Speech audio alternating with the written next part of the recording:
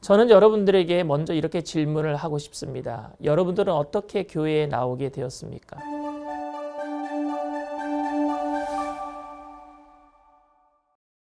할렐루야, 안녕하세요. 설계 묻다 시간입니다. 오늘 질문은 주님의 주권과 인간의 자유의지와의 상관관계를 정확하게 알고 싶어요입니다.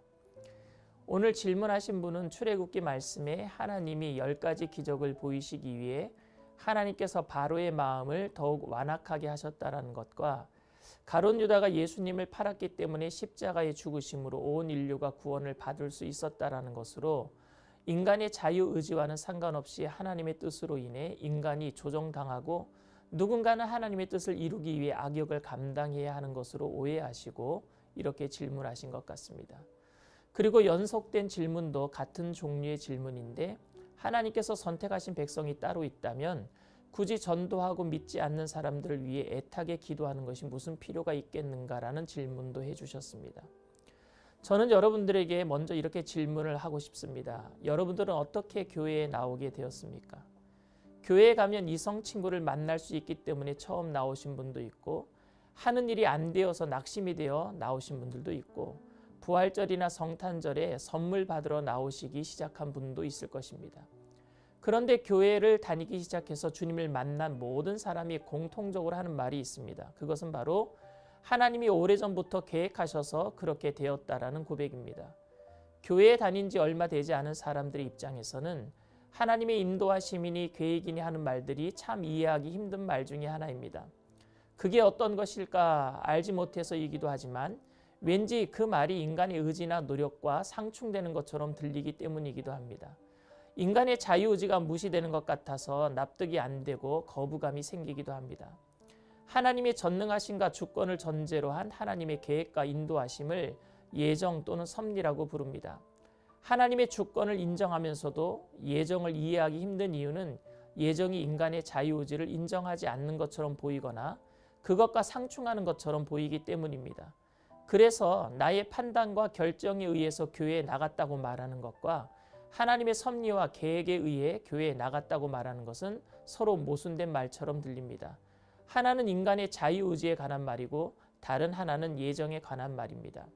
예정과 자유의지의 상관관계를 온전히 이해할 수는 없지만 이 문제에 관하여 제가 확신하는 두 가지는 말씀드릴 수 있습니다. 우선 인간은 온전히 자유하다라는 것입니다. 저는 하나님이 단 한 번도 제 의지와 상관없이 강압적으로 저를 인도하신 적이 없었다고 확신합니다. 물론 주어진 환경에 저로 하여금 무엇인가를 선택하도록 만든 적은 많지만 그때에도 결국 선택은 제 몫이었습니다.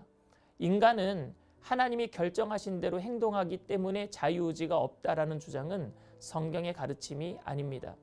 요셉의 형제들이 요셉을 팔았습니다. 그들이 요셉을 팔았던 원인은 질투와 미움이었습니다. 그들은 요셉을 팔 마음이 전혀 없었는데 하나님이 억지로 그들의 의지와 상관없이 요셉을 팔게 하려고 미움과 질투가 생기게 하지 않으셨습니다. 이는 하나님께서 아브라함에게 약속하셨던 창세기 15장 말씀인 이스라엘 백성이 애굽에 들어가 400년간 종살이 하게 될 것이라는 이야기와 연결되어 있습니다. 이런 이야기를 통해서 인간의 자유의지가 하나님의 예정 안에서 어떻게 작용하는지는 아무도 알 길이 없습니다. 이 관계를 이해하는 데는 이성적 한계가 있음을 인정함이 가장 정직한 모습일 것입니다. 사실 성경은 하나님의 영역에 속해 있는 것들에 관해서는 구체적으로 언급하지도 않고 관심도 없습니다. 둘째로 인간은 온전히 자유하지만 자유하기 때문에 무엇이든지 할 수 있는 것은 아닙니다. 자유의지는 능력의 제한을 받습니다.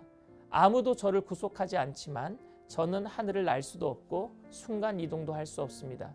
그러니까 제가 날 수 없다는 것은 제 의지의 문제가 아니라 제 능력의 문제입니다. 타락한 인간이 하나님의 자녀가 되는 일은 인간 스스로 선택할 수 있는 일이 아니었습니다.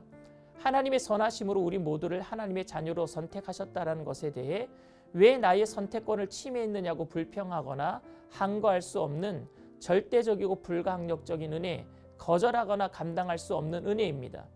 인간의 절망적인 상태를 인정한다면 구원이 강권적으로 임한 것이라고 할지라도 부당하지가 않습니다. 그렇지 않으면 인간에게는 아무런 소망이 없기 때문입니다. 그런데 여기서 하나님이 선택한 사람이 따로 있고 버린 사람이 따로 있다라고 해석하는 것에서 오해가 발생합니다. 그렇게 오해하도록 만들었던 구절이 로마서 9장 13절 말씀인 기록된 바 내가 야곱은 사랑하고 에서는 미워하였다 하신과 같으니라입니다. 그런데 사도 바울이 이 말씀을 누구에게 하고 있는지 주목해 보시길 바랍니다. 이 말씀을 유대인들에게 하고 있는 것입니다. 그러니까 이 말을 이방인들에게 하고 있다면 하나님께서는 유대인들을 사랑하시고 너희들은 버리셨어. 그러니까 너희들은 버림받아도 할 말이 없어. 이렇게 해석될 수 있지만 사도 바울은 이방인들에게 이 말을 하고 있는 것이 아니라 자신들만 구원받았다고 자만하고 있는 유대인들에게 너희들도 야곱의 자손으로 그렇게 하나님의 선택하심으로 구원받았잖아. 그러니까 지금 하나님께서 이방인들을 사랑하셔서 구원하신다고 해서 너희들이 불평할 일이 무엇이냐라고 묻고 있는 것입니다. 이 말씀은 하나님께서는 모든 사람들을 선택하셨다라는 포괄적인 전도의 말씀인 것입니다. 하나님께서는 물이 바다를 덮은 같이 온 백성이 다 구원받기를 원하시고 예수님의 십자가의 사건을 통해서 누구든지 믿는 사람은 구원받도록 하셨습니다. 뱀에게 물려 죽어가는 이스라엘 백성들에게 놋뱀을 장대에 달아 누구든지 바라보는 사람은 살도록 하셨던 광야의 놋뱀 사건처럼 말입니다. 그러나 끝까지 바라보지 않고 죽은 사람이 있듯이 끝까지 예수님을 믿지 않고 영원한 사망에 던져지는 사람도 있는 것입니다. 그 자유의지까지 주님은 알고 계시기 때문에 하나님께서는 하나님 편에서 이미 그 미래의 사건까지 알고 계시기에 그를 버렸다고 말씀하시는 것입니다. 하나님께서는 우리 모두를 죽기까지 사랑하십니다. 그래서 우리 모두를 구원하시기로 작정하셨습니다.